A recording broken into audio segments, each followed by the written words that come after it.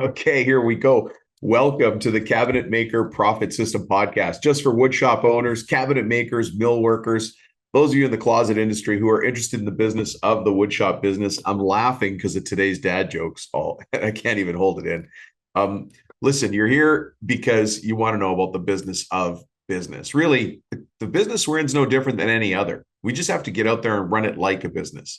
And you're going to hear today from Randy Niewind. Now, Randy is the incoming president of the CMA, the Cabinet Makers Association. And here's something interesting that I've mentioned before, and I hope you've paid attention to it, is that most of the clients that we work with all across North America and really in the world, because we deal with people in other countries as well, most of them are members of trade associations as well as being coaching clients. And what does that tell you about those people? Those are forward facing business people. They realize that they just can't be in the shop all the time. There comes a point in time when you've got to open up your eyes, I guess. Like, you can't just get in the truck, drive to the shop, do the work, maybe drive to a job site and then go home. You've got to see a bigger world. So today we're going to talk to Randy. And look, I know you're here looking for no BS answers. I want you to get to the next level as a business owner. It's no surprise that one day I want to be your business coach and guide you, show you the steps to get to the next level in your business. But today we're going to hear from Randy about, he runs a three-man shop. He also has a small excavation business on the side because he's got that internal drive, probably a lot like you do. He just wants more out of life and nothing's going to stop him. His pretty humble beginnings. He made his first kitchen at the age of 16 and delivered it using his mom's minivan. And look at him now. He's he's the president of the CMA. It's a big deal. Anyways, today we're going to unpack the story of Randy Niewind, get an inside look and maybe a high five for all of us on this marathon that we call running a business. If you want to learn more about coaching with us in whatever way works for you, shoot me a text. My number is 315-903-7853 and just say, Dom, let's talk. Because getting to the next level in your business is something that you need perspective on. So that perspective gives you a different mindset, a mindset of growth, a different way of looking at things. That's our job. Me and all of my coaches have a job that's to change your way of seeing the world. That mindset leads me to our dad jokes. These ones are good because I love fishing. And Randy's from Minnesota.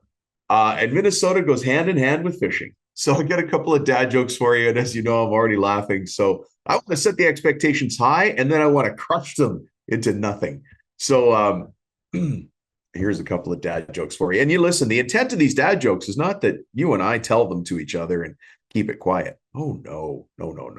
I'm going to tell dad jokes. I'm going to tell bad jokes and I'm going to deliver them poorly. And I expect you to do exactly the same thing. Get out there, share these jokes, get the groans and the moans from your friends, and then you'll know that life has been a success. So God says to Noah, hey, have you been out in the ark lately? Noah says, yeah, you know what? I went for a little bit of fishing yesterday. God said, get anything? Noah said, I couldn't stay out long. I only had 2 worms.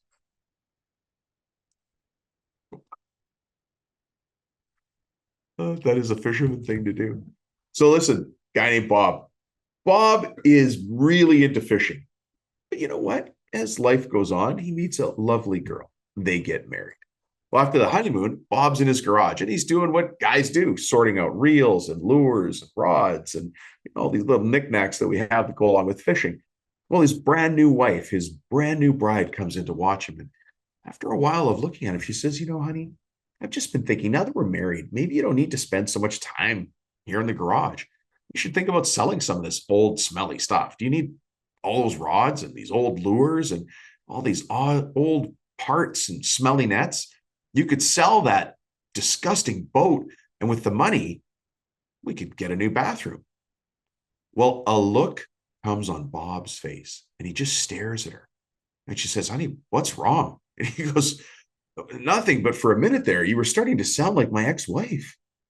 Ex-wife? She yells. You never told me you were married before. And Bob says, oh, I wasn't. I know. I remember being really young, and I was out duck hunting with my cousin Joe. And Joe and I are in the blind, and it's cold and it's raining. It's a disgusting day. The dog is next to us. It smells like a dog. Like, life couldn't be better. And I said to him, I go, what happens one day when we get married and our wives tell us we can't hunt anymore? And my cousin didn't even skip a beat. He just looks at me and he goes, sign here. I think you know what that means. So another story about Bob. This is much later in the future. Bob and his wife live a long and great life together. By the time they're in their 90s, unfortunately, they get in a really bad car accident and they're killed instantly. Now, being good people that lived a good life, they get to the pearly gates, and St. Peter's there to say hi to them. St. Peter says, you're going to love heaven. We actually have a special section just for fishermen. The best storm beaches where the bass come right into the breakers. The rocks have easy access. You can cast into deep, clear water for pollock and wrasse and surf perch. The boats are waiting in the harbor, take you out for cod, take you out for salmon, because this is where they came after they fished for a long day, right? There's big game boats ready to take you after tuna, marlin, wahoo. It's never stormy. You're going to love the ride. Well, Bob hears all this from St. Peter. He turns around, he starts yelling at his wife. And St. Peter goes, hey, a second, what's up? Why are you doing that? And Bob says, because if she hadn't made me exercise and eat all that health food, I could have been here years ago. I know.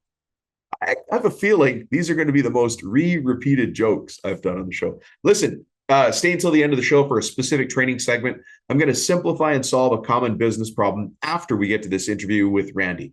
Remember, you can always shoot me a text at 315-903-7853 and just say, Dom, let's talk. You know what we'll do? We'll talk. Let's get to it.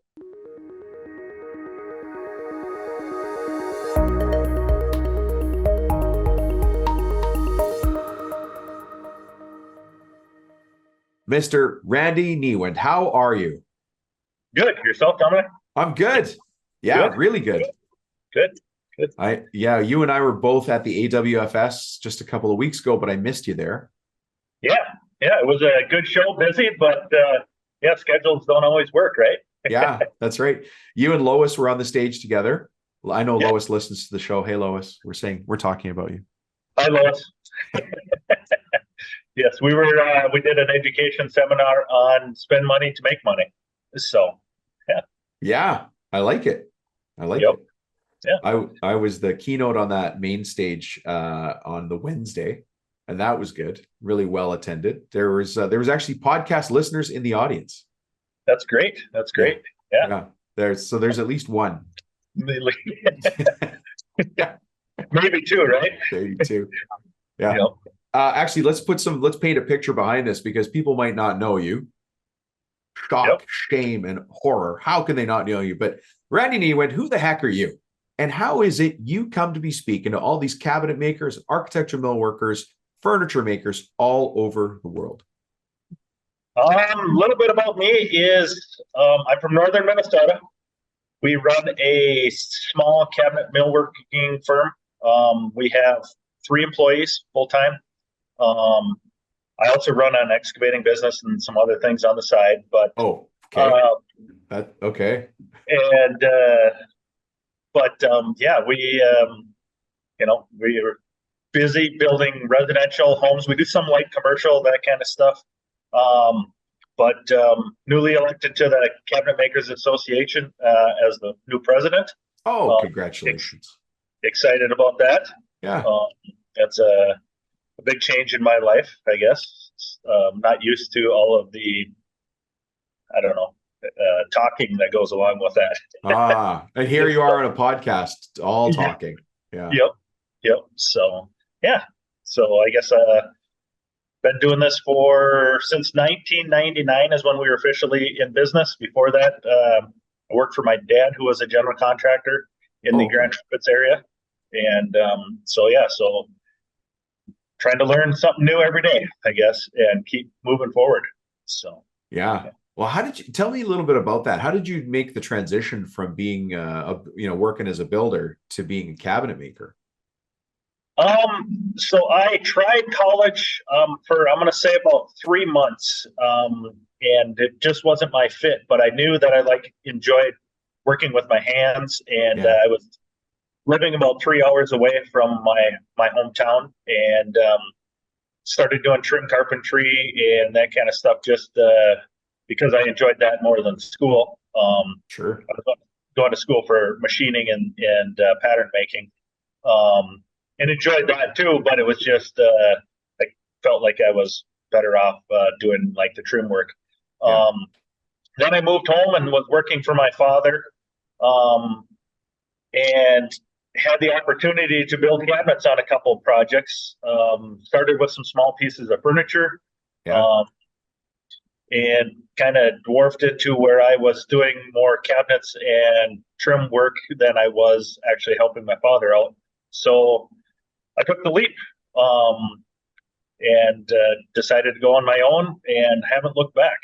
Wow. So, no. Now, did you have a mentor? Like, were you working with like a senior journeyman cabinet maker as an apprentice, or did you just sort of get there and start cutting big wood into small pieces and putting it back together? Yeah, no, when I was younger, I was always interested in a lot of woodworking. So I every magazine that I could get, wood magazine, fine home building, fine woodworking. I always read all of those and kind of learned some tricks. And my dad had a little shop that I kind of took over. Was a little 14 by 20 room behind in a garage. Yeah. So I just enjoyed every aspect of woodworking, took a bunch of high school woodworking classes. We had great high school wood shop, had some great teachers, and they let me try pretty much anything I wanted to. Yeah. And actually built my first kitchen when I was 16, delivered it in my mom's minivan. No way. Yep. So, so that was kind of my high school job because I didn't want to flip burgers. I just tried to do anything I could with my hands. Yeah. And my parents were very willing to let me try it, and I shouldn't say they were always willing to let me try it, but they just let me do my thing, and I just kept on doing it. And I love the business part of it too. I like the meeting with people and finding new solutions to problems. So, yeah. Well, and that's why you're here today. Amanda Conger in the background. She's everywhere. She's everywhere and nowhere. You never see her, but her influence is everywhere. Yeah. I'm always looking for great guests, and this topic came up. How do you grow yourself through upselling? And then your name popped up. So here we are. We're going to talk today about, I just trim carpenter, didn't finish college. I've delivered stuff in my mom's van, but now you're an upselling king. Yeah. People might not even know what upselling is, but let's get into that a little bit. So tell us about your business as it is now. I mean, you said you got a couple of employees. You're in Grand Rapids, Minnesota. I thought it was Grand Rapids, Michigan first. Do you guys get do you get their mail? What's going on? I've actually had products shipped to Grand Rapids, Michigan, and it's usually the semi driver that calls me and goes, "Where are you?" And I'm like, "Nah."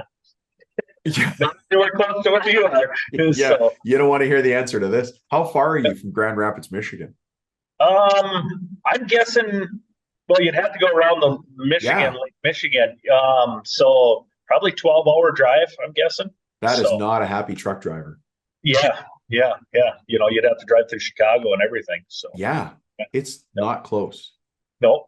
Yeah. No. There's lots of those funny city city misnamings, but yeah. So tell us a little bit about your shop though. You're in a rural area? Are you in a cabin and cottage country? Are you in the outskirts of a bigger city? Like, what's the biggest town near you? So Grand Rapids is a town of about 10 to 12,000 people. Okay. And then there's a lot of lakes in our county.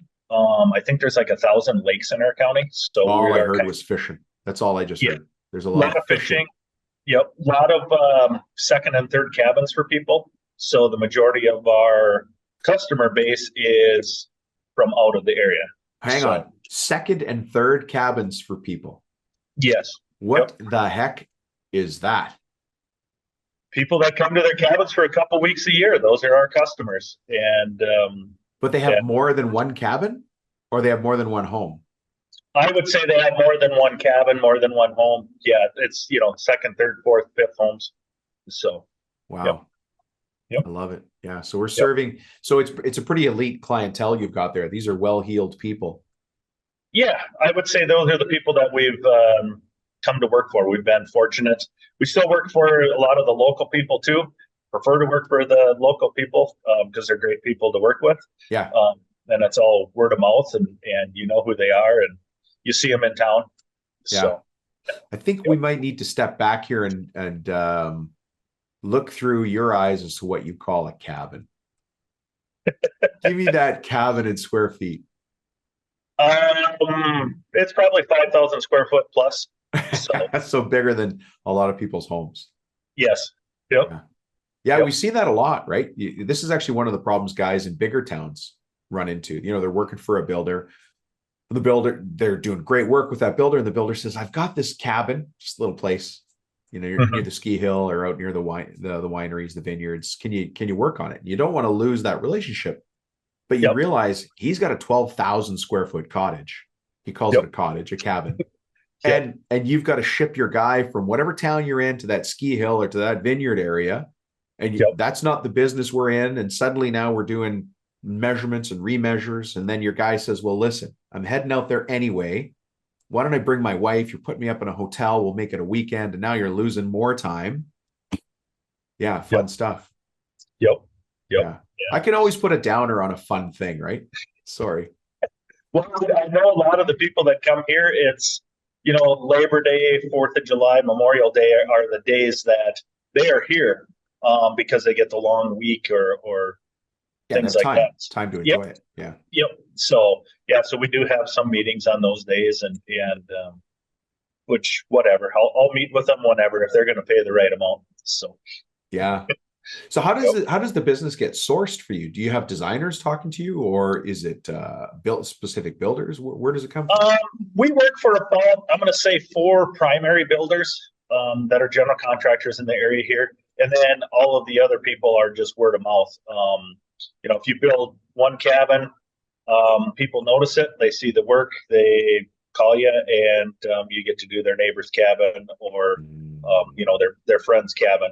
So we do deal with some designers, but usually there's not a lot of local designers. There's one or two, but most of them come from out of the area or out of the state. And makes no difference to me who we work with. Right, because if they're in Chicago, their designer's probably in Chicago, and it'd be almost impossible to track back which Chicago designer is working on a home on the lake that you're closest to. Yeah, that's great. So one of the things that we have here to be an expert on. How's that? Oh, you just swallowed. I saw your face change. Don't say expert on anything. What we're getting your opinion on is how to do upsells and grow your business and not limit yourself to one product. How do you approach a deal when let's say that I'm the homeowner and I've got this cabin or cottage on the lake near you? How does that evolve from where we start to where you end? Well, the majority of our work, we get called in to do the cabinetry by the builder.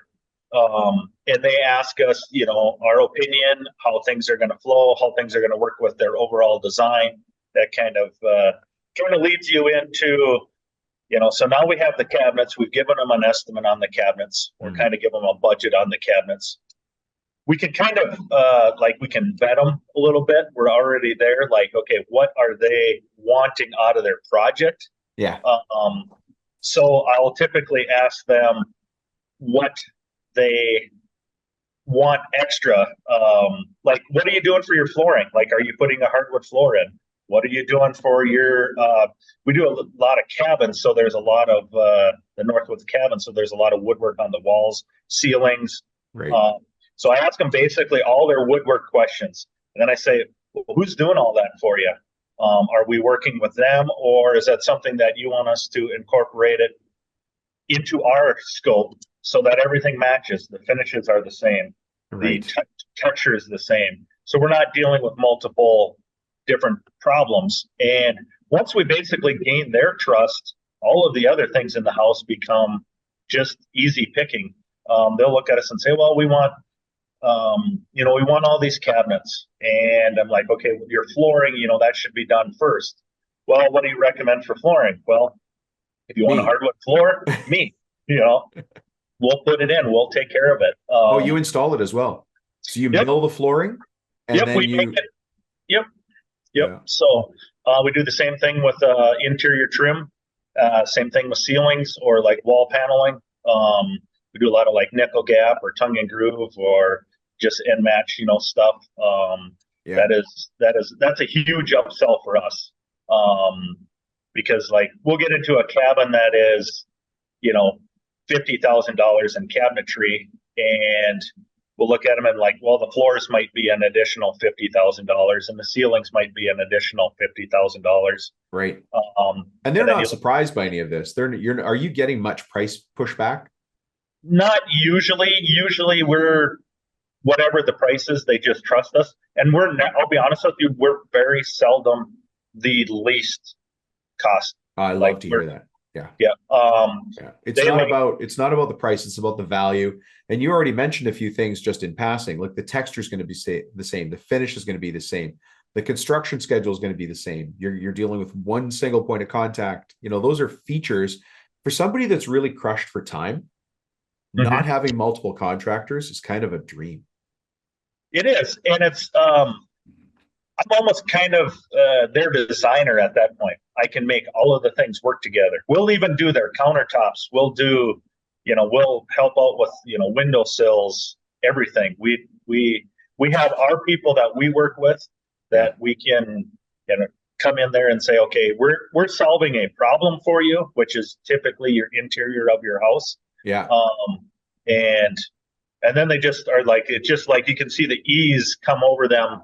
Like now we don't have to deal with a bunch of people and try to coordinate it. And the contractors love it too. I was going to say the contractor doesn't see you as a threat because they're responsible for getting it to drywall stage, right? Drywall and paint. Yep. Yep. And then all Yep. the other trades come in, but you're like, I don't know if you want to say this to them, but you're like an interior GC. Correct. Yep. Yep. Yep. That's a good way of putting it. Yeah. Yeah. And we've kind of specialized in that. With my dad being a general contractor, I mean, I was putting in hardwood floors for him. I was doing the interior trim for him. I was installing cabinets, all of that stuff. And so it's really natural for me to understand how all of this stuff works together. Yeah. Stairs are another thing that there's certain trades that are just limited up here. Well, of course, yeah. Any smaller town, there is limitation. And of course, when you start talking about stairs, that's a Yep. trade within a skill set, within a. Yeah. Yeah. And there's no, people are like, well, it's a $50,000 stair set. And it's like, yeah, well, that's, I was in there for $50,000 in cabinets, but now if I just did the stairs, I'm at $100,000. It's a real easy upsell. Those are some good upsells. Yeah. And then is it your same crew that's, for instance, doing the banisters and the stairs, the curved railings, that's doing your cabinets and. Yeah, we will. Typically, I will outsource a lot of things that we don't make. I'll get them, like we just did some stairs that came out of Indiana, and we just basically are doing the install on them. I let them do all the engineering, all of the, I don't know if you want to say the kind of the pre-thought, even building it, like some of the Yeah. steel structures. I let Yeah. them handle all of that, and then we just install. We sell it and install it, kind of thing. Solve their problem by knowing the right people. Yeah. So I like, you may not have noticed this, but about 4 times now, you've talked about solving problems. yep. Yeah. We're here to solve problems. I'm here to solve problems.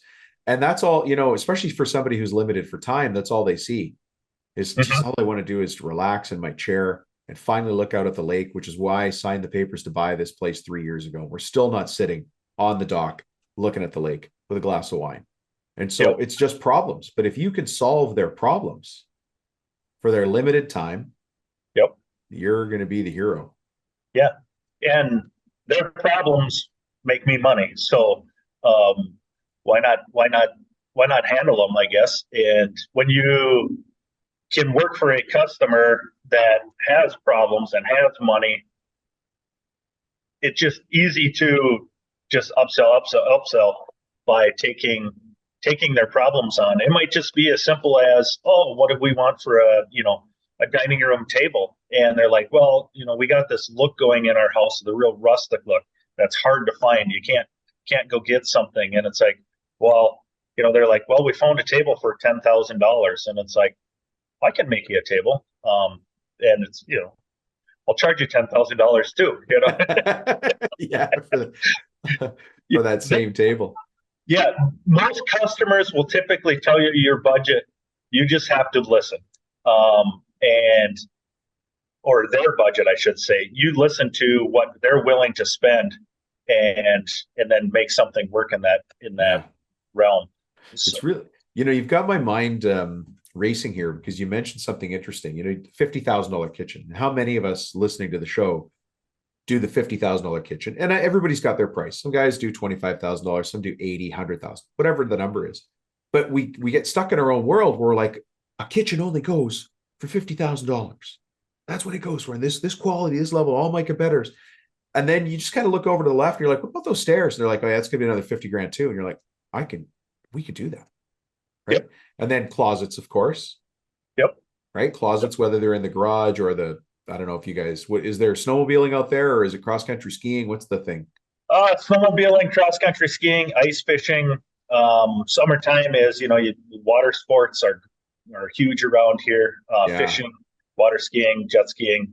Everybody has their stuff, and all of these are people that when they come here, they leave everything here, so they need storage for all of their winter stuff. That's right. Yeah, they need and so that's more closets, more of the mud rooms and things like that need to be sturdy but match everything else. They're not going to go get some IKEA stuff and put it in there after spending that much. Correct. Exactly. They might, but they usually come back to us a few years later and take out the IKEA stuff and put the good stuff in. Yeah. So, take out the broken IKEA stuff. But that lends itself to more upsells if you're just there to have that conversation. At that point, are you dealing with the owner themselves or the builder? That GC, where are they in this conversation? Usually the GCs trust me enough that I just kind of handle the homeowner. And then, like you said, I do become kind of the GC of the main interior. So we handle the electricians, we handle the plumbers, we handle, we kind of will do like a walkthrough with them. The GC does all the paying and that kind of stuff with them, but we kind of schedule their project or whatever around our stuff. We'll lay things out on the floor for the electricians, for the plumbers, and of course we get paid for all of this. But it makes all of their jobs easier and a little more integrated, so then it makes my job easier in the end, hopefully. Yeah. Are they promoting you to the homeowner? Because they're obviously the first point of contact, the building, pretty much right after the real estate agent, it's the builder. Yep. Yeah. So the builder, I would say 90% of the time, the builders we work for, they promote us right off the bat. They're known as like the builders that do the lake homes, right? That do the higher end homes. So they have their schedule of people that they work with that they know that can complete a job and is going to make them money in the end, and give them the least amount of headaches. Any headache I can solve for them, no problem. They're going to look at me and go, "This is my guy." This guy solves problems. He doesn't create. Yep. He isn't the cheapest. He's never been the cheapest, but here's the quality of his work.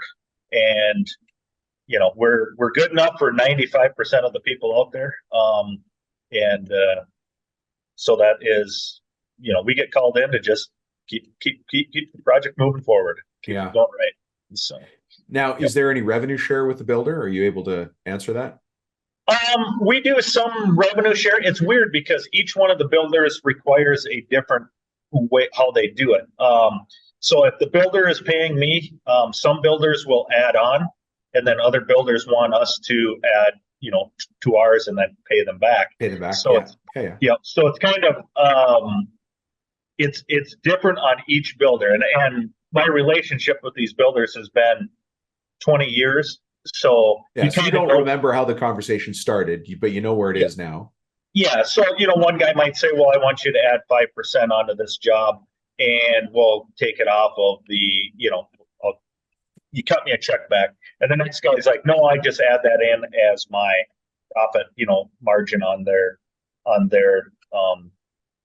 thing. So if somebody's worried about having that conversation with a new builder, because people listening to the show are trying to find new ways to solve these old problems. and maybe they haven't encountered this conversation before. How would that first time you meet a builder and you're hoping to have a great relationship, let's say same situation as you, different lakes, of course, not even the same state. Of course. Yeah. But how would they start this conversation about revenue? I'm calling it revenue sharing. There's lots of other phrases for it, but let's just call it revenue sharing. How would you bring up that conversation? Just bring it up. I mean, I would just say, hey, how do you want to build this? How do you want to, present it to the homeowner? Is it something where I'm presenting it to the homeowner, or do I present it to you and you present it to the homeowner? All of our billings, all of those things. If you don't know how they want to build things, how they want to, proceed, how they want to interact with the clients, those are things that need to be answered right up front, and just ask them. I mean, plain out ask them, because if you don't, there's going to be that little bit of animosity, I would say, that, hey, we didn't answer this, and now all of a sudden we have an unknown, and it can be a 5% unknown on a $100,000 project is $5,000. Well, sometimes that's margins for people. And for me, it's like, I could have added $5,000 onto it. The customer isn't going to really know, or the builder's like, hey, I can add $5,000 on. Not that they're not going to know. It's people have to get paid for their expertise, and of course, yeah. There's nothing underhanded here. I mean, the fact that if I was a builder and I had a relationship with a top guy, there's a value in knowing that. There's a value in the phrase, I got a guy. Yep. Right? Yep. I got a guy I can trust who's going to get it done. Not, he can come up a couple weekends. He should be able to knock it out. He's got a nice saw in his garage. No, that's all Harbor Freight. Everything matches. No, that's not what we're looking for here. Yep. Right? Yeah. And it's, they also need to be able to trust you, that you're looking out, it's their best interest also. So if your builder looks at you and you feel like you're undercutting him or taking his percentage away, because they recommended you, they have paid you, they put their neck out on the line, their reputation, they should be getting somewhat of a kickback. I don't care how it's coming to them, but it has to go, and it has to be addressed. It has to be addressed right away. Yeah. So, I agree. Yeah. There has to be something in it for everybody on that. And it's a great way to have that conversation. What's your, you wouldn't get away with not paying an architect or a designer. They're part of that team. And or an engineer. Their cut is their cut, and they make other problems go away. So, part of me is wondering if this is where your excavation company came in. Are you there also to knock down the old cabin, build the new one? So you're bookending the builder. You could be there before. Is that how it works? You're there before him and after him? Well, I kind of like to play in the dirt, so that's where I think the excavation came about. And my boy kind of enjoys that now. But yeah, I just enjoy playing in the dirt, and so if we're at a job and I'm doing the cabinets and they got landscaping going on, or want to put a garage up, I'll say, here's my card. Give this guy a call. Which this is my guy son. Happens to be your son. Yep. And he's he started when he was 16 doing it, and he's 19, and he is very busy. So, and it's all word of mouth. Again, we don't do much advertising. It's just keep on going. And again, he's starting to work for some of the same contractors I'm working for. Sure, of course. And he's a smaller, just a skid steer and an excavator and a couple dump trucks, and so he can solve the problems after. See the smile on my face? You just listed out the moving assets. I'm like, oh, just a small guy. Yeah. Yep. Well, that's good though. And you're right. We pay for having these things that we can trust. But the one thing that I'm recognizing in this conversation with you is that the people that are buying from you have very serious time limitations. And they need to find people they could trust very quickly so they can get back to relaxing, because it's, that it's their cottage, it's their cabin, it's where they come to get away, and probably the first time they've had a chance to relax and see their kids and their wife, and they've made promises about, okay, when we get to the cabin, we're going to be able to do this. And if you can solve a bunch of those time problems, you're solving a lot of big headaches for them. Because money's money's not the issue, but they're going to use money to solve their time problem, and they're going to use you to solve that time problem. Yep. Yep. Yeah. Yep. What's your paperwork situation like? Because you started with me with a $50,000 kitchen. Now you're excavating my garage. You're doing the hardwood floors. You're doing some ceiling paneling. You're also doing the cabinets, the storage in my garage, probably doing my closets, my trim. Mm-hmm. How does that paperwork evolve? Is it the same, just piece of paper? How do you do change orders, all that stuff? Most people should not do their business the way I do my business. Uh-oh. We should have talked about this before I had you on the show, but here we are now. Okay. What happens? I literally, I will typically write out a invoice kind of thing. And if they add anything, I just keep on adding to that invoice and I give it to them. I don't make them sign a contract. I never have. But they are just made aware of what it's going to cost. And I'm also known as the guy in our town who says, if it's going to be $100,000, that's how much your bill is. Right. You don't get $101,000. You don't get $95,000. It is $100,000. It's $100,000. If I screwed something up, I take care of it. If I make money on it, more power to me, I guess. So there's those things, and that was something my dad did. And so it's followed our family for 50 plus years. That's a huge thing, and especially in a small town. Yeah. If we were to go out and have lunch today, there'd probably be 10 people that I would know on a first name basis. And it's nice to know that people trust you, and most deals are handshake deals in our town, which is very, very weird. You deal with people from all over the world that are coming here, and it's a handshake deal, and they're people that are millionaires handling large contracts every day, and most people trust you with a handshake if you can look them in the eye. So that's how we do it.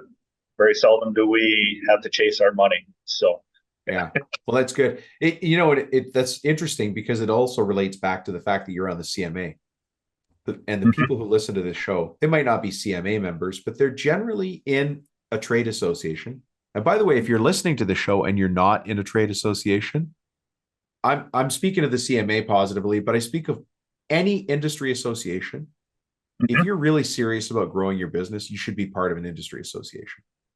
Yep. And the people that do are the people that live up to their word anyway. People that are always thinking about putting their name behind something, whether the contract says it has to be or not. And of course, defending your own self when somebody's trying to, creep, they're trying to get extra scope creep, not the kind of creep you put in jail, but scope creep, right? So you have to be able to defend yourself as well. But those are the kinds of people that listen to the show. They're always in an industry association, or they're thinking about joining one, or they somehow know that their word is their bond.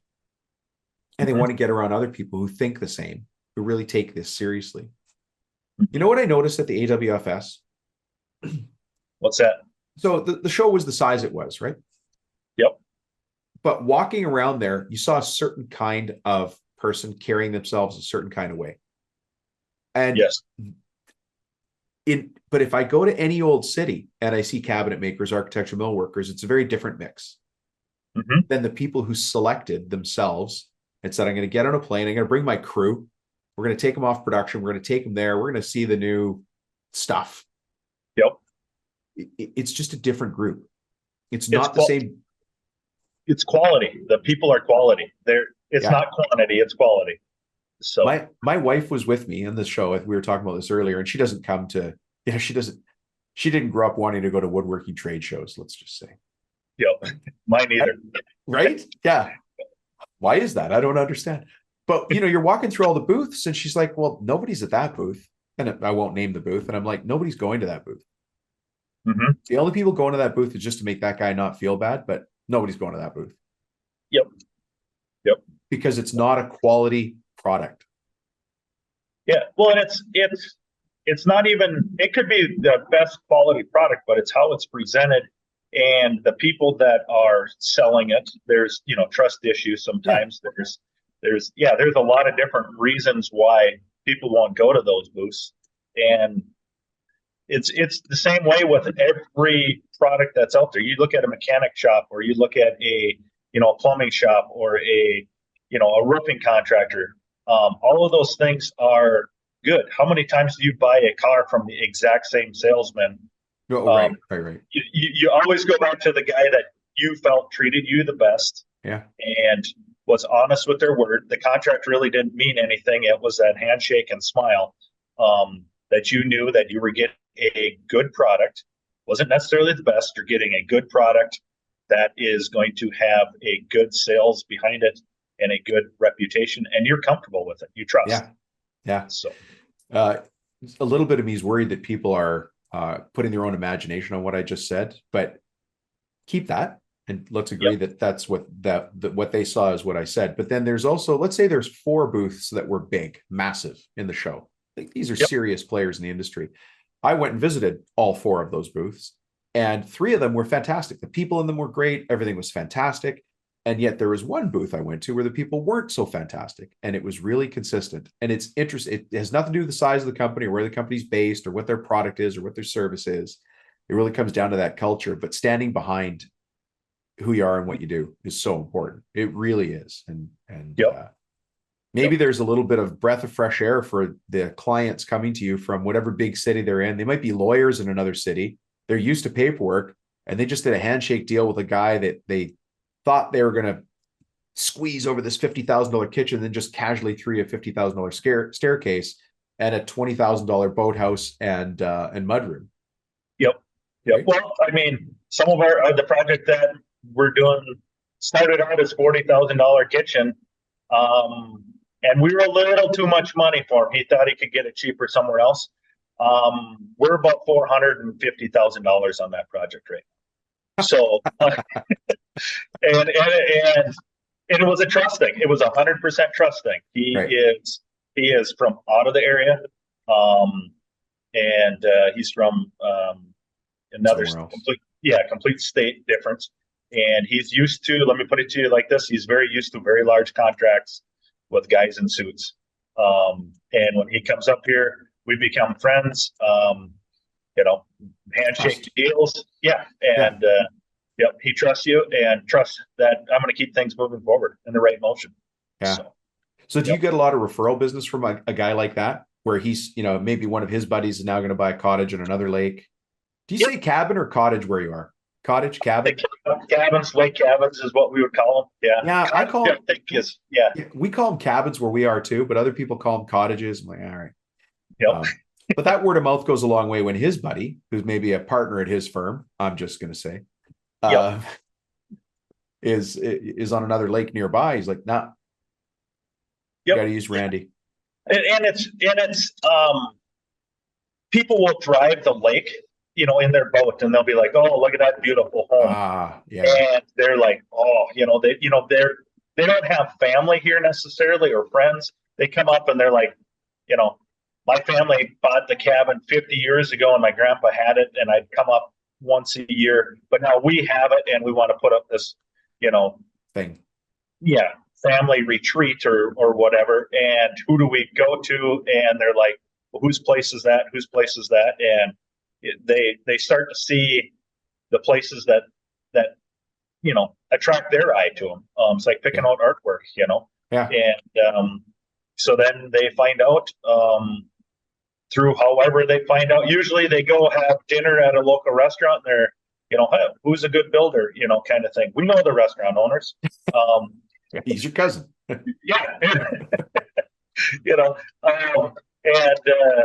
So they'll typically say that. I mean, we walk into a restaurant, you shake hands with the owner, you just know who they are. And you don't worry about it. And they're more than willing to say, "Hey, give that guy a call right there. He's the one you want on your job." So let me add a couple more layers to that. So we've got a place, a cabin. My parents have a cabin on a lake. It's about 5 hours away from where we live. So that's a long way away, right? Yep. So I work out at a gym. It's just one gym. It's not even a big gym. And at 6 o'clock in the morning, there's a class. and there's two people in that same class at 6 a.m. who have cabins at that same lake as us. So Yep. that's pretty random. Yep. And we talk like, oh, you have a cabin there? Yeah, we got a cabin there. What side of the lake you on? All that stuff, right? And then you make Yep. fun of each other. Our place Yep. is on the hillbilly side of the lake. It's not, it's the, well, whatever. We're all up there, right? And it's fun and you see each other and you laugh. But that's a connection. You would never be able to map that, right?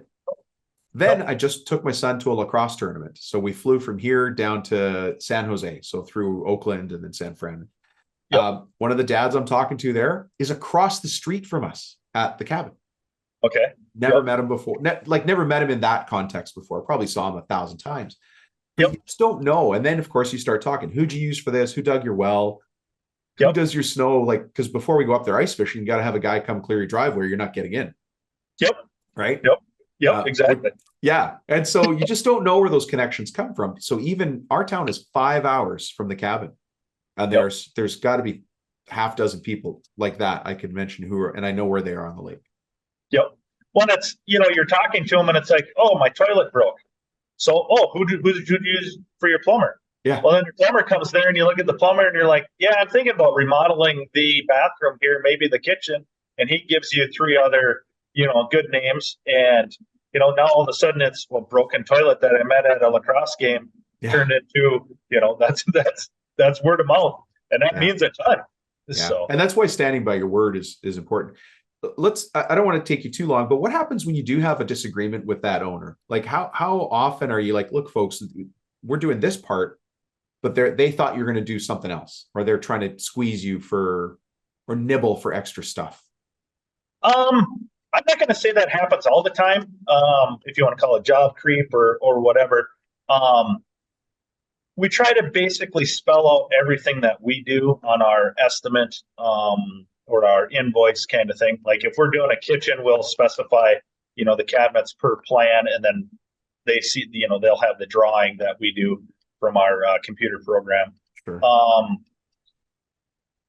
I expect the same if they're going to kind of mess with me. I've already vetted them, kind of thing. So if I can feel like they're going to try to get something extra out of me, I won't even push for extras on the job. Just do the job and then get out of there. Yeah. If they're gonna mess with me, I'll just take the job and get done what I said I'm going to do and move on.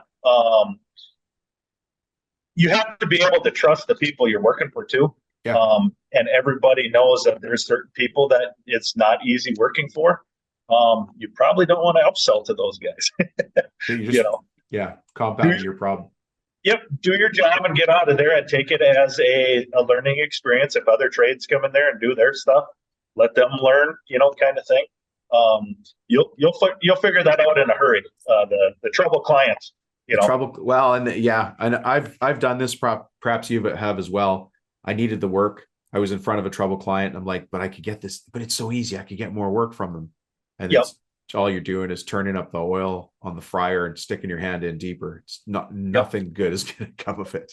Yep. And the thing is, we're in a small enough town where people know who the troublemaker clients are. And it gets around in a hurry if there's issues. And people in town, you're like, oh, that guy's not going to be an easy person to work for. But if you can handle those situations and you can charge for it, knowing that they're going to be a problem client, then it's kind of like, oh, okay, so the pain of right, I gotcha. The pain of it. It's like, well, if they're going to pay to be the pain, then I can deal with it. But if you want to, talking about upselling, it's like, well, I got to deal with some headaches. Their headaches cost them money, and if they are the headache, it should cost them money too. So it's a headache tax. It's called a headache tax. Yeah, you call it a whatever you want, but if they're a pain and you know it up front, and you're looking at it, you're like, well, that was going to be a $50,000 kitchen, but now it's 75 because they're going to be a pain. Then it might be worth taking on. But sometimes I will meet the client and I don't like how they react to my things, or you can, if they're fighting, between each other, then it's kind of like, well, there's a surefire sign, and I won't even give them an estimate sometimes, let alone try to upsell anything. Right. Yeah. Yeah. It all comes from experience and doing it, and I'm sure getting it wrong a few times. And Yep. Everybody has had a client that has given them a lot of challenges, a lot of problems, and you definitely can learn the most from those people. Yeah. Yep. So how does this all relate back to the CMA? Because you're the incoming president of the CMA. Yep. What position were you on the board last term as well? Yes, I was on the board. So I've been on the board a little bit over a year now. So kind of, I don't know, I was maybe the guy who could talk the best or something, or looks the best to be the president. Oh yeah, for sure. You're the best looking, hands down. Hands down. Yep. But yeah, no, I really, really enjoy the Cabinet Makers Association. I have learned a ton from them, and I think it's my turn to give back. And everything that I've learned, through the years, I haven't been able to always put it into like a process or I don't know if you want to say like the right terminology for it. You kind of get bits and pieces throughout the years, like lean thinking, or coming up with proper documentation, proper insurance, all that stuff. And the CMA has basically just like given me an outline for all of those things in my business. And it's taken me from I'm going to say a good business person that had pretty good background to someone that now all of a sudden I can put all of these little tweaks into the right formulas and just fly with them. It has built my business. It has saved me a ton of money. Increased, I would say my sales have doubled since joining the CMA. And my employees haven't doubled. In fact, I haven't even hired anyone else. I've just figured out ways that people have looked at me and said, well, this is how you do it. Yeah. So I wonder if you find the same thing I do. And this is, earlier we talked about association groups. And so specifically the AWFS, which was just the last meeting. It doesn't matter. Doesn't matter at all. There's 1,000 reasons not to go to join an association. There's 1,000 reasons not to join. There's 1,000 reasons not to go to the trade show or the conference. And then when you finally do go and you look at the speaker lineup and there's Dominic Rubino, you're like, I heard the guy on the podcast, whatever. There's Randy, I heard him on the show, whatever. Then you hop in the elevator with somebody and you have a 2-second conversation about something. By the time you get to your floor, you walk out going, oh my God, that one comment that person made or one idea totally changed my life.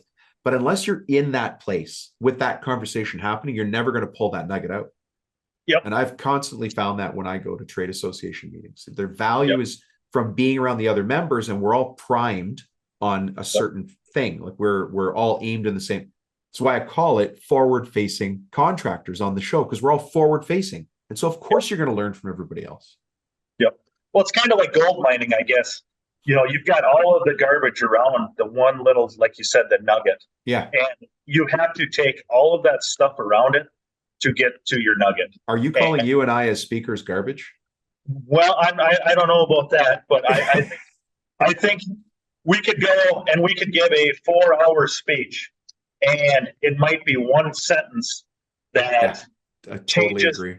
Changes that one person's entire process, and they look at it and they're like, that speech cost us, to get there with airfare, all of those things cost us a couple $1,000. But the one thing he said was this, and it changed my entire process. And now all of a sudden that $2,000 turned into $20,000 or $200,000. And it exponentially has increased everything beyond that. It's the same when we go into other people's shops with the Cabinet Makers Association. I've been into, I'm going to say 20 different shops with the Cabinet Makers Association with some good friends.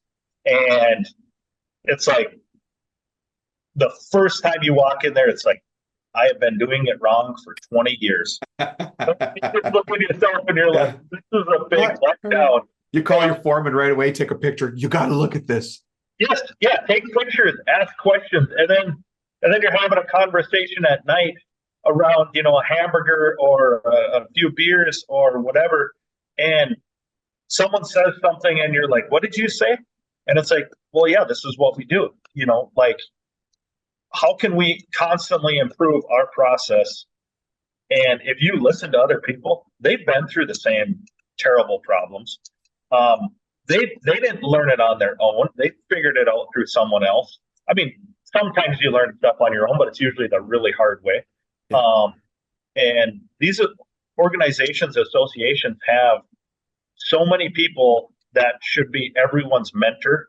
And it can be a 70-year-old guy can learn from a 20-year-old guy. And that 20-year-old guy can look at that 70-year-old and go, man, you've got so much knowledge. I just, absorb everything. And that 70 can go, well, you've taught me about this, this, and this, and this. And it's taken me 50, 60 years to figure that out. Yeah. There's just way too much knowledge to not be tapping into these organizations. So, and they're the best of the best in those organizations. Yeah, because they're already thinking about being forward-facing business owners. Yep. Yeah. And also willing to share. So. Yeah. Well, and you have to be around there though to get them to share. Yeah. Yeah. Yep. And again, and I think you said it really nicely. I am here to give back. Yep. So when you go to those places, you can't just be a taker. Like when you Correct. join an association, first couple of years, months take, but you'll find yourself wanting to give. And that's, at least for me, I've always found there's more value when I'm able to give. I actually get more back in multiples. Yep. Yeah. Well, like we had our what's your problem table, and at the Wednesday night of the AWFS, and everyone comes in there, and no one wants to sit at the same tables. We spread out throughout the room, and then we come into a smaller group of 10 people, 12 people, and there was a guy who was sitting next to me. He was nervous. I mean, he's nervous because he thinks everyone has no problems, and he's got all kinds of problems. And it's like, I can gain as much from him, if not more, than what he's going to gain from us. And it's like, you just got to get past that initial sentence of, hey, this is who I am. These are the problems I'm having. You're going to get 10 different examples of how to solve the problems, or maybe to make your problem worse sometimes. But you can filter out those things. You just have to be willing to give a little. And sometimes the giving is asking the question, because you might give that question, but 6 other guys have the exact same question that they don't even know how to ask it. Yeah. Yep. Yeah. Well, it's funny you say that, because as a business coach and trainer, as an instructor, you know that when you get a question from the audience, other people have that same question, or I've left a gap in what I've said and it opened up that question. And so and cabinet makers are the best. I can ask, is anybody interested in this topic? And it's just a bunch of stone-faced looks. Like, you never want to play poker with cabinet makers. They don't change. Their face doesn't change for anything, right? And then you answer the question, everybody's like, I get it. And they start taking notes or tapping on their phone. They're like, okay. Yep. But until you hit that, that one person who asks the question, it doesn't sort of release the valve for everybody else. Yep. And that's even when we were speaking, the cabinet makers, at our education thing, you ask questions, specific questions, and there's 50 people in the room and no one raises their hands or going to give out any information. But as soon as you're done talking, then the questions start coming. And it's great. And it's great to see them come up to you afterwards and shake your hand and ask questions, and you exchange contacts and keep on going. That's what it's all about. It's fun. I talked to a couple of guys that weren't able to make it, and they're like, that's what I miss. I don't miss walking the show floor. I miss sitting down, having a sandwich, at lunchtime, and talking to a guy and figuring out the little problems. I'll sit in my vehicle and talk with people, on road trips for hours. And when you get done with it, you're like, that was awesome. Yeah. So you get through so much. Yep. If somebody wants to find you or find out more about the CMA, how do we do that? Just look up the Cabinet Makers Association, and I would tell you to join. Look it up. If you have to call me, or whatever, all my contact information is on the Cabinet Makers Association. or Randy's Cabinets at msn.com, I guess, is my email. So, perfect. Perfect. Yeah. Yeah. Well, Randy, thank you. I really appreciate having you on here. I love you've got a great market up there, but you've got a really good attitude towards how you go about it up there, running it really professionally, but with a lot of just trust. There's trust. Yeah. What I'm hearing from you is there's a lot of trust and honesty behind everything. Yeah. Yeah. Yeah. That's the only way to do business, right? Yeah. So, Yeah. yep. All right, sir. Well, thank you for being on the show. I really appreciate it. And maybe we'll have you back at the end of your term to say, how happy are you to be off your term as president? Yeah, we'd love to come back anytime. You got questions, ask. So, right. You bet. Thanks, Randy. Have a good day. You bet. Bye-bye. Well.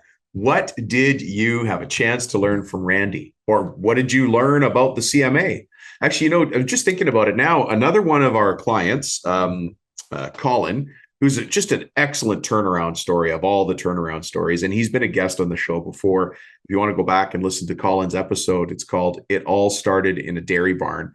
And he's the gentleman who started in a rented dairy barn and has just now built himself a 30,000 square foot facility where he took 10,000 square feet, rented out the other 20,000 square feet. So he's built his cabinet shop to that level, right? And from the money he gets from the other 20,000 square feet, he actually pays less for his portion of the mortgage than he used to pay in rent. So you remember earlier when we talked about mindset? That's what I'm talking about. When somebody says, I don't know what I need a business coach for, I don't know either. But I'll tell you what, a new way of seeing the world opens up your minds to the possibilities and the opportunities because you're just leveraging other people's knowledge. You're not trying to reinvent the wheel yourself.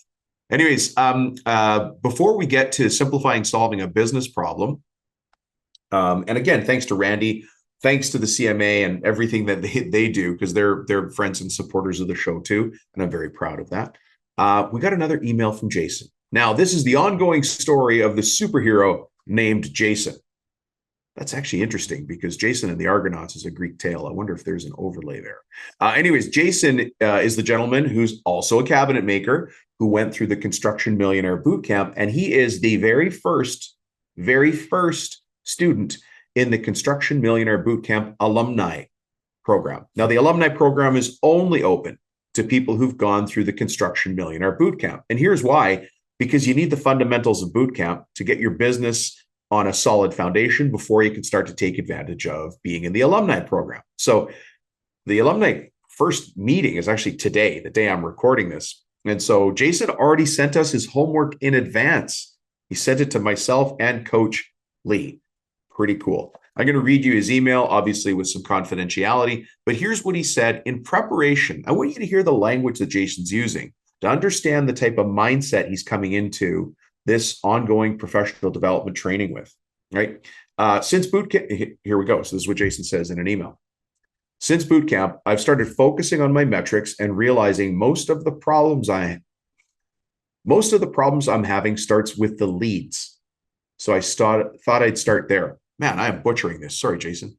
So here are the metrics I have for leads and estimates for July so far. So he's attached 2 different documents where he's tracking his numbers. Now, the beauty of tracking your numbers and knowing which numbers to track and then discussing them with us, his coaches, is that we focus in on the right things. Sometimes you just need to ask the right questions to get the right info, and that's the process he's talking about here. Anyways, not sure what we'll be talking about today, but I thought I would share what I've been working on.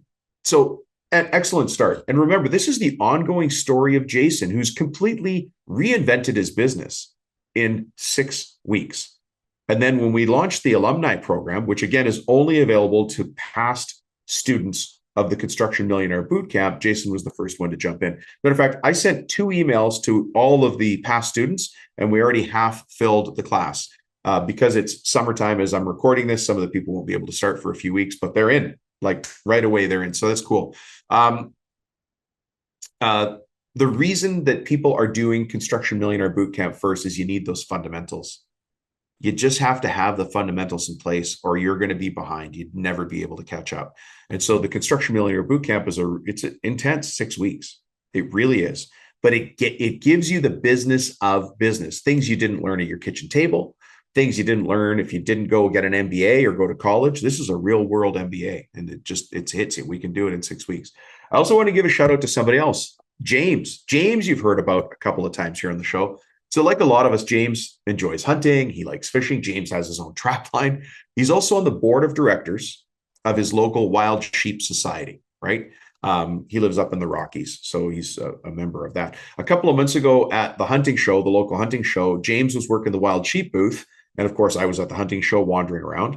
At the wild sheep booth, they do exactly what you think. They're showing off ridiculous world-class trophy rams, but they're also teaching people how to score rams properly, which of course is very important because if we start to harvest underage rams, we don't allow that population to flourish.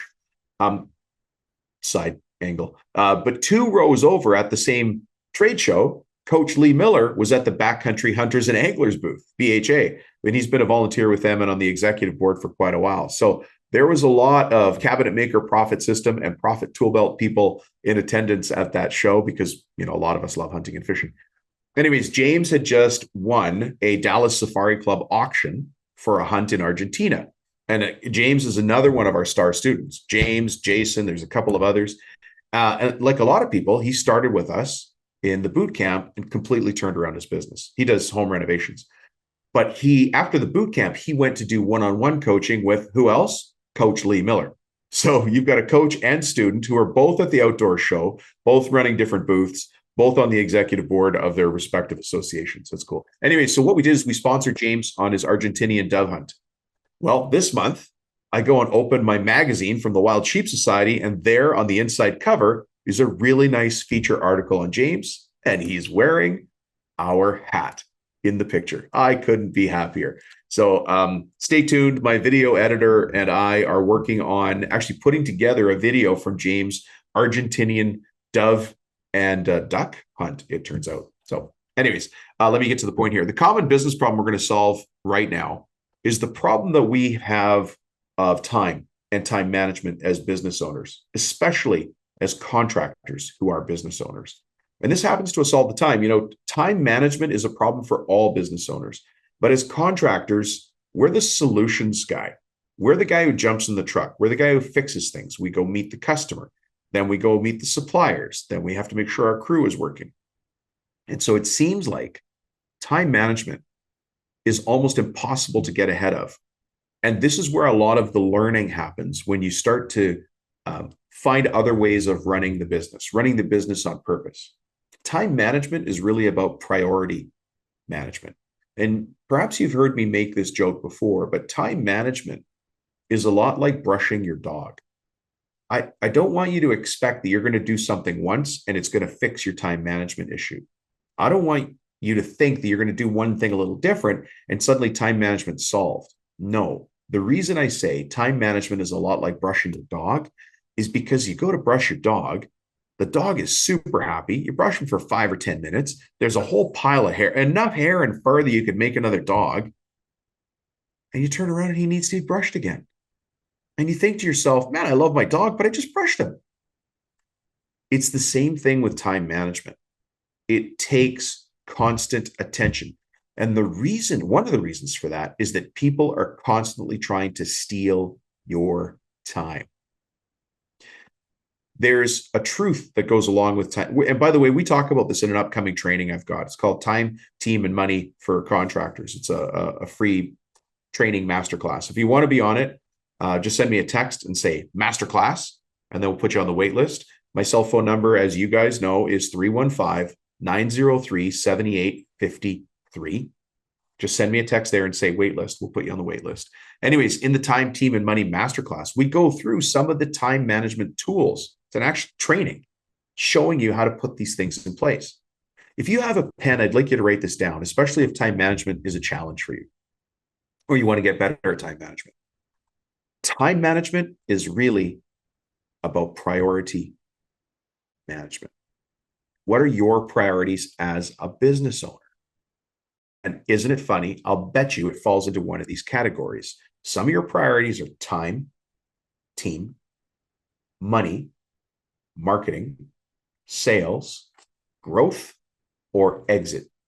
Exit exit strategy. Which one of those is a priority that you've been dying to get to, but you can't because people are always pulling at your sleeves?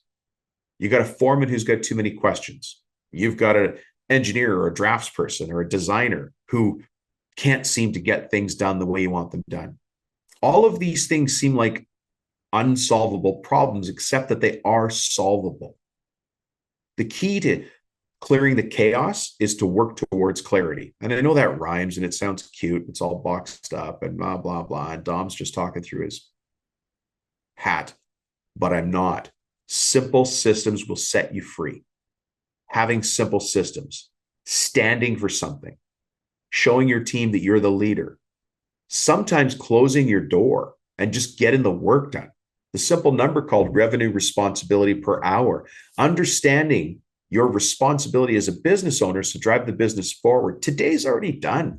You should be planning your calendar 2 days, 3 days, 3 weeks, 4 weeks, 5 weeks in advance, because then you're proactively. Anyways, we talk about all this in the masterclass because you have to start, listening to this show. Hopefully you're picking up a lot of tips, a lot of inside track. Hopefully on this show, you do that thing where you sit up a little bit straighter, shoulders back, chin up just 1/4 of an inch. You take a deep breath in. Do this with me and puff your chest out when you do it. That's the feeling I want you to have every day in your business. Strong, proud, building a business for the future. It comes from simple systems. But I would hate for you to have to wait a lifetime to figure out every simple system. Myself, Lee, Ryan, Jake, all of the coaches on our team, we do this every day, all day. You got to think about that. Let's just say, I'm going to pick a number. Let's say each of us has 10 coaching meetings a week. That's low, but let's just say that. So there's Dom, Lee, Jake, and Ryan. That's 4 of us. And we have 10 coaching meetings a week. That's 40 conversations with different business owners a week in one-on-one coaching. 40 a week. Do the math on how many meetings that is a year. We haven't seen every situation in the world, but we've seen a lot of them. And what we learn from client A, we can help with client B. Most of us have been coaching for years. I've been coaching for 24 years. Think about the expansion of that. We haven't seen every situation in the world, but we've seen a lot of them. And if you want to get the tips, the tricks, the inside track, please don't try to reinvent the wheel. At least come to the webinar. It's a masterclass, actually. We're doing more professional development than ever before because we want to make sure that we're educating people when we're informing them and inspiring them. So a lot of the stuff we do is educational. Join us for the masterclass. You get a ton of info. Sit there, take notes, make sure you're somewhere confidential so you get the most out of it. Anyways, that's the common business problem we're solving today. Is the problem of time and time management for business owners doesn't go away. The people who really manage their time, like Randy runs an excavation business and a cabinet shop. I want you to think about the most successful builder, contractor, renovator, cabinet maker in your city, the most successful one. And then look at them from the side and go, hang on, how many businesses do they run? How many projects a year do they do? And why am I this size and I can't handle what I've got? How can they handle so much more? And I'll tell you why. Because they've got time management figured out. So if you want to figure out time management, join us on the masterclass. Anyways, again, just to send me a text message, just say waitlist. The cell phone number, text me, 315-903-7853. Don't do that while you're driving in your truck, but definitely do that when you're sitting in the bathroom. You've got a few minutes. Send me a text, 315-903-7853. Just say waitlist, and then we'll put you on the waitlist. Thank you very much for checking in, folks. Thank you to everybody who takes part in the show. Randy, congratulations on being the incoming president of the CMA. Colin as well, congratulations. Jason's about to start the alumni program today. James, we're putting together his hunting video. There's a lot going on here in our world, and I hope you're enjoying watching it, and maybe one day you can be part of it. Listen, this whole podcast is just a way for us to extend the time until one day you and I can have a cup of coffee or a glass of wine across the table, and I'm looking forward to it. Talk to you soon.